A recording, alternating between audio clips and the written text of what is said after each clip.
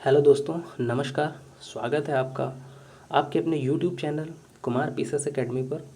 दोस्तों, आज के इस वीडियो में हम NIRF रैंकिंग 2020 के बारे में बात करेंगे। ये एक करंट अफेयर्स का एक इम्पॉर्टेंट टॉपिक है जो आपको आने वाले एग्ज़ाम्स में मदद करेगा, आपको एक हेल्प देगा। तो आइए इस वीडियो को शुरू करते हैं। इसमें जानेंगे NIRF होता क्या है, रैंकिंग कैसी कैसी हैं, किसे क्या क्या मिला है, इन सारी चीज़ों को ध्यान से देखेंगे। दोस्तों, इसे मानव संसाधन एवं विकास मंत्रालय द्वारा जारी किया गया। तो यहाँ से पहला क्वेश्चन ये पूछा जा सकता है कि NIRF रैंकिंग कौन जारी करता है। तो NIRF रैंकिंग जो होता है वो आपका MHRD मिनिस्ट्री जारी करता है। इसे राष्ट्रीय संस्थागत रैंकिंग फ्रेमवर्क यानी national institutional ranking framework NIRF के तहत जारी किया गया। देश भर के उच्च शिक्षा संस्थानों की गुणवत्ता व प्रदर्शन के मानकों के आधार पर इसमें रैंकिंग दी जाती है। और ये मानक क्या क्या होते हैं, देखिए इनके मानक पहले से डिसाइडेड होते हैं। इनमें जैसे कि कोई संस्थान है, वहाँ पर स्नातक परिणाम कैसा है, उनका शिक्षण कैसा है, उनके पास संसाधन रिसोर्सेज क्या क्या हैं, वहाँ पर समावेशिता कितनी है, इन सारे मानकों के आधार पर किसी भी शिक्षा संस्थान को रैंकिंग दी जाती है। और फिर आगे बढ़ते हैं। NIRF 2020 जो है वो आपका 5वां संस्करण है। दोस्तों, ये एक इम्पॉर्टेंट फैक्ट है, ये पूछा जा सकता है कि NIRF 2020 कौन सा संस्करण था। तो ये 5वां संस्करण है, ये 5th एडिशन है, ठीक है। और फिर इसमें आगे देखते हैं। ओवरऑल रैंकिंग दी गई है। देखिए इनकी कुछ श्रेणियाँ होती हैं। तो अभी तक तो इनके पास जो कैटेगरीज थी वो 9 थी, लेकिन अभी 2020 में इसे बदल करके 10 कर दिया गया, यानी एक बढ़ा दिया गया, एक कैटेगरी बढ़ा दी गई। और वो नई कैटेगरी कौन सी है, डेंटल साइंसेज की है। देखिए इसमें कैटेगरी इस प्रकार डिवाइड है कि एक श्रेणी हो गई कॉलेजेस की, एक हो गई विश्वविद्यालयों की, एक हो गई इंजीनियरिंग कॉलेजेस की, एक हो गई मैनेजमेंट की, और इसी प्रकार कानून की हो गई, फार्मेसी की हो गई, लॉ कॉलेज की हो गई। इसी प्रकार से श्रेणियाँ बटी हुई होती है। तो अभी तक कुल 9 श्रेणियाँ थी, लेकिन इस बार 10 श्रेणियाँ हैं।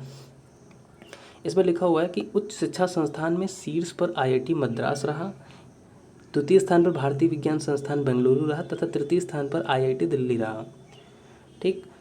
अब ऐसे भी प्रश्न पूछा जा सकता है कि NIRF 2020 में कौन सा संस्थान शीर्ष पर रहा। तो आपका जवाब हो जाएगा IIT मद्रास, ठीक। आगे बढ़ते हैं। कुछ और श्रेणियाँ हैं, उनकी भी बात कर लेते हैं। जैसे विश्वविद्यालय श्रेणी में शीर्ष स्थान पर Indian institute of sciences Bengaluru रहा, द्वितीय स्थान पर JNU दिल्ली रहा, तृतीय स्थान पर BHU वाराणसी रहा, ठीक। इंजीनियरिंग कॉलेज की बात कर लेते हैं। इंजीनियरिंग में शीर्ष स्थान पर IIT मद्रास रहा तथा द्वितीय स्थान पर IIT दिल्ली रहा, तृतीय स्थान पर IIT बॉम्बे रहा। तो इंजीनियरिंग कॉलेज में शीर्ष स्थान पर IIT मद्रास रहा, और ओवरऑल रैंकिंग में भी IIT मद्रास शीर्ष स्थान पर रहा, ठीक। मेडिकल की बात कर लेते हैं। तो शीर्ष स्थान पर एम्स नई दिल्ली रहा, द्वितीय स्थान पर post graduate institute of medical education and research Chandigarh का स्थान रहा। और फिर बात कर लेते हैं एक बहुत ही इम्पॉर्टेंट श्रेणी की। ये श्रेणी है डेंटल की, डेंटल साइंसेज की है, जो अभी केवल NIRF 2020 में जोड़ी गई। इससे पहले इस श्रेणी को इसमें नहीं रखा जाता था या इन्हें रैंकिंग नहीं दी जाती थी। तो इसमें शीर्ष स्थान प्राप्त किया है Maulana Azad institute of medical science Delhi ने। आगे बढ़ते हैं।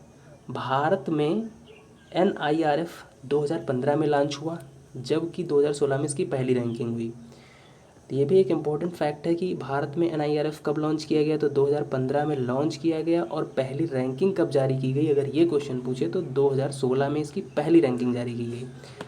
और फिर अभी तक NIRF में कुल 9 श्रेणियाँ शामिल थी, जबकि 2020 में एक नई श्रेणी डेंटल को शामिल किया गया, ठीक है। इस पर आप स्टार लगा लीजिए, ये काफ़ी इंपॉर्टेंट है क्योंकि इस बार ये ऐड किया गया है, नया है।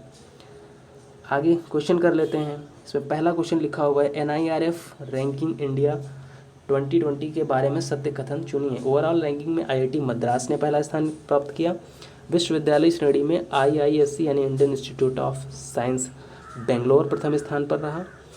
तो अगर आपने वीडियो को अच्छे से देखा है और सुना है तो आप बिल्कुल इन प्रश्नों के जवाब देख चुके होंगे, सही ऑप्शन लगा चुके होंगे। तो इसमें ये भी सही है, ये भी सही है। अब आइए ऑप्शंस देख लेते हैं कौन से सही होंगे।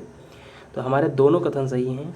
तो इसमें वैसा ही ऑप्शन चुन लेते हैं, 1 और 2, ये वाला ऑप्शन सही होगा, दोनों सही हैं। आगे बढ़ते हैं अगले क्वेश्चन की ओर। अगला क्वेश्चन है NIRF 2020 में कुल कितनी श्रेणियाँ शामिल थीं। NIRF 2020 में कुल कितनी श्रेणियाँ शामिल थी, तो हमें अच्छे से पता है इसमें 10 श्रेणियाँ शामिल थी। अगर इसी जगह पे ये क्वेश्चन पूछ लेता कि यहाँ पे 2019 ना लिख के 2019 लिख लेता, सॉरी 2020 ना लिख के 2019 लिख देता, NIRF रैंकिंग 2019 में कुल कितनी श्रेणियाँ शामिल थीं, तब इसका जवाब 9 हो जाता। और ध्यान देखिए इसी तरह से थोड़ा थोड़ा कन्फ्यूजन करके ही सवाल पूछे जाते हैं, थोड़ा सा ही गुमराह करके सवाल पूछे जाते हैं। तो खैर आज का डिस्कशन इतना ही था इस वीडियो में। पूरा वीडियो देखने के लिए बहुत बहुत धन्यवाद। अगर आप हमारे चैनल पर नए हैं तो इसे सब्सक्राइब ज़रूर कर लीजिए। अगर वीडियो पसंद आई हो तो इसे लाइक करिए और अपने दोस्तों के साथ भी शेयर कर दीजिए। मिलते हैं किसी अगले वीडियो में एक नए टॉपिक के साथ। तब तक के लिए नमस्कार।